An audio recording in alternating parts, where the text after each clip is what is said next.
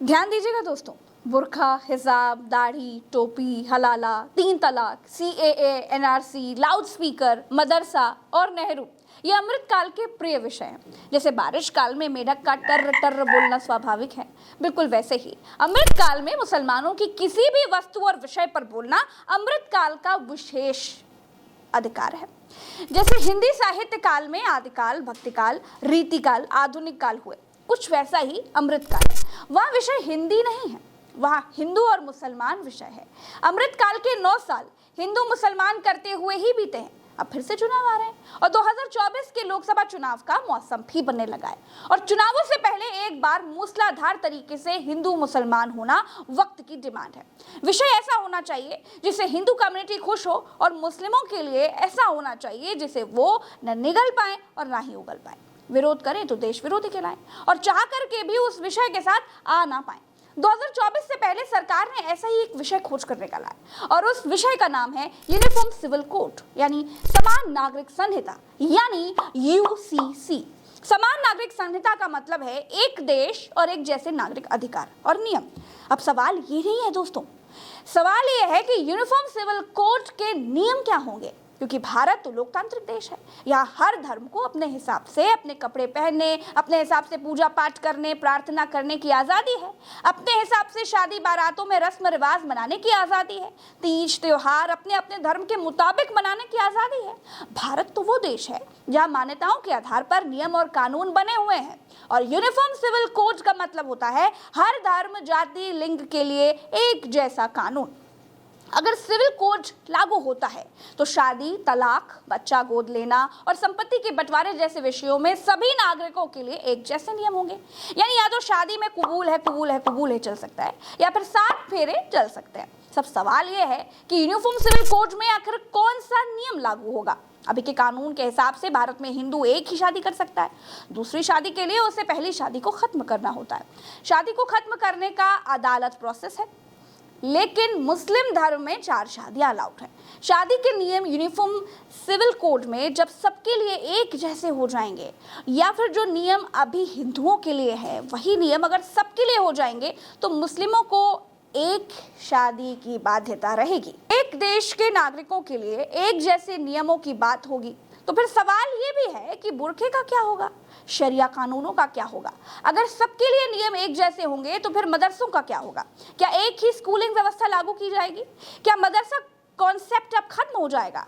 सवाल यह है कि यूनिफॉर्म सिविल कोड का जो कानून बनेगा वो किस आबादी को ध्यान में रखकर बनाया जाएगा, किस आबादी को अपने हिसाब से अपने नियमों में बदलाव करने होंगे। मतलब किसकी मान्यताएं, कितनी रीतियां, किन की प्रथाएं यूनिफॉर्म सिविल कोड आने के बाद बदलेंगी।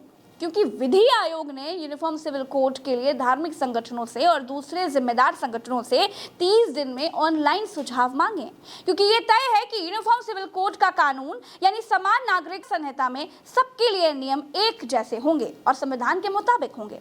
तो ये भी तय है कि बहुत सारे लोगों के अब तक के बने नियमों को अब ध्वस्त किया जाएगा और इसी ध्वस्तीकरण में छिपी है 2024 की लक्ष्य प्राप्ति। अगर बीजेपी को 2024 का लोकसभा चुनाव जीतना है तो राष्ट्रवाद के सो चुके मुद्दे को अब फिर से जगाना होगा, क्योंकि राम मंदिर के मुद्दे का वैसा चुनावी क्रेज जो था पहला अब वो बचा नहीं है। सीमा पर भी शांति है और इसीलिए जिस 21वीं विधि आयोग ने 2016 में कहा था कि यूनिफॉर्म सिविल कोड की फिलहाल भारत को जरूरत नहीं है, उसी 22वें हो चुके विधि आयोग ने जनता से सुझाव मांग लिए हैं। किसान कानूनों के समय हर आदमी चिल्ला रहा था कि बिना हमसे पूछे किसान कानून ला दिया गया। अब की बार सरकार सबसे पूछ रही है। 22वें विधि आयोग का हाल ही में 3 साल का विस्तार मिला है। आयोग ने अपने बयान में कहा है कि पिछले परामर्श को जारी होने की तारीख से 3 साल से अधिक समय बीत चुका है। इस विषय की प्रासंगिकता और महत्व को ध्यान में रखते हुए, तमाम अदालती आदेशों को ध्यान में रखते हुए विधि आयोग ने इस पूरे मुद्दे पर नए सिरे से विचार विमर्श करना उचित समझा है। इस पर विचार विमर्श करना बहुत जरूरी है।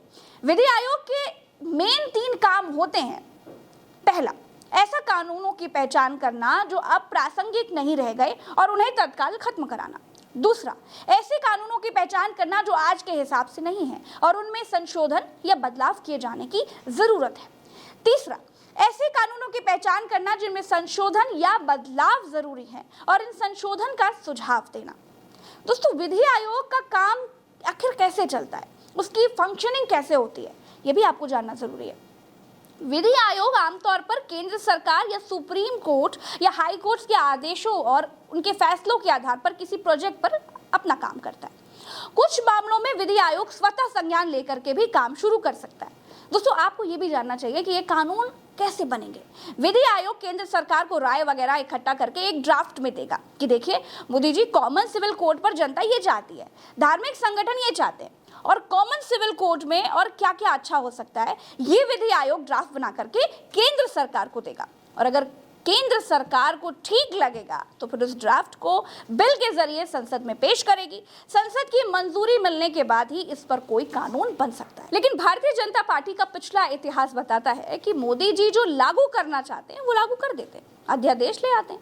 संसद में चर्चा का कोई महत्व रह नहीं गया है। भारतीय जनता पार्टी के लिए बहुत जरूरी है कि 2024 के लोकसभा चुनाव से पहले कुछ तूफानी किया जाए। अगर बीजेपी को तूफानी कुछ नहीं कर पा रही है तो 2024 के लिए जनता बहुत ज्यादा जोश में नहीं है।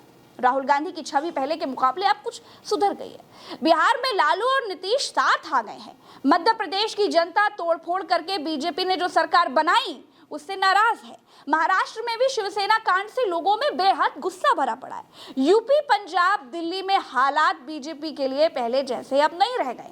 साउथ में बीजेपी साफ ही है, ऊपर से कर्नाटक हारकर बड़ा लॉस हो गया है। मणिपुर में हो रही हिंसा बीजेपी के पक्ष में बिल्कुल नहीं जाएगी। अगर इन राज्यों से मौजूदा सीटों से केवल 10-10 सीटें ही कम हुई तो भारतीय जनता पार्टी को बहुमत में संघर्ष करना पड़ सकता है। इसीलिए सोता हुआ हिंदू अब जगाना बीजेपी के लिए अति आवश्यक है दोस्तों।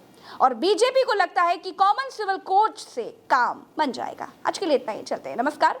चैनल को सब्सक्राइब कर लीजिएगा। राम राम, दुआ सलाम, जय हिंद।